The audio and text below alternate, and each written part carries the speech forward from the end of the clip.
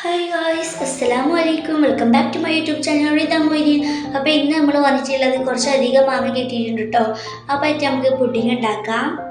അപ്പോൾ മാംഗോൻ്റെ പിക്കൊക്കെ ഞാൻ ഇവിടെ കൊടുത്തിട്ടുണ്ട് കേട്ടോ. അപ്പോൾ നമുക്ക് വേണ്ടത് ഞാൻ എടുത്തിട്ടുള്ളത് ഒരു 4-5 മാങ്ങ എന്തായാലും എടുത്തിട്ടുണ്ടാവും. അതിൻ്റെ പഴുക്കത്തെ മാങ്ങ കളയാം കേട്ടോ. അതിന് നല്ല ടേസ്റ്റ് ഉണ്ടാവും. അപ്പോൾ നമുക്ക് ഇങ്ങനെ സ്ക്വയർ ഷേപ്പിലാക്കിയിട്ട് അത് നല്ല ഗ്രേറ്റ് ചെയ്തെടുക്കാം. അപ്പോൾ എന്നിട്ട് നല്ല പഴുപ്പാക്കി എടുക്കാം കേട്ടോ നമ്മുടെ മാംഗോസൊക്കെ.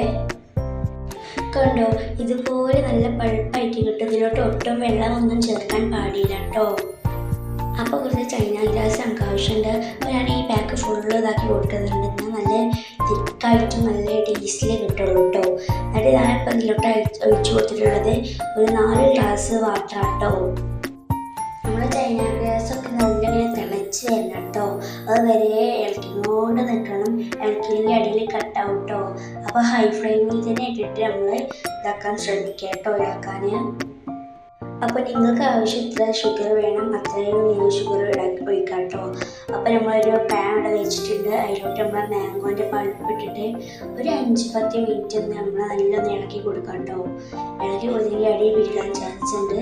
അപ്പോൾ നമ്മൾ ചൈന ഗ്രാസൊക്കെ ഒന്ന് നമുക്ക് അരിച്ചിട്ട് അതിലോട്ട് ഒഴിച്ച് കൊടുക്കാം കേട്ടോ.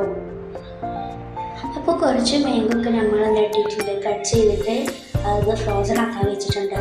അപ്പോൾ ഗൈസ് നമ്മൾ പഴുപ്പൊക്കെ നല്ല കുറുക്കി വന്നിട്ടുണ്ട് കേട്ടോ. അപ്പോൾ ഇതിൽ നമുക്ക് ഇനി ഒരു ബൗൾ എടുത്തിട്ട് അതിലോട്ട് എന്താണ് എണ്ണയോ നെയ്യോ അങ്ങനെ നിങ്ങൾ പെറ്റി കൊടുക്കുക കേട്ടോ. കുറച്ച് പെറ്റിയാൽ മതി, അല്ലെങ്കിൽ നല്ല അതിൻ്റെ ചുവ ഉണ്ടാകും. എന്നിട്ട് അപ്പോൾ ഇതിലോട്ട് സെർവ് ആക്കി കൊടുത്തിട്ടുണ്ട് കേട്ടോ.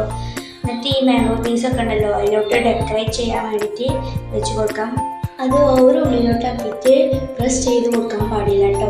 അപ്പോൾ അത് ഓവർ ഉള്ളിലോട്ടായി പോകുമ്പോൾ നമ്മുടെ പുഡിങ് ഫുൾ ഫ്ലോപ്പായി പോകാൻ ചാൻസ് ഉണ്ട് കേട്ടോ.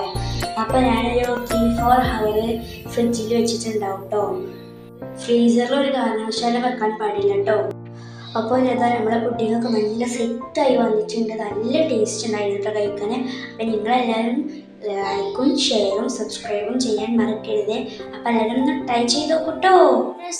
അപ്പോൾ ഓക്കെ, ബൈ.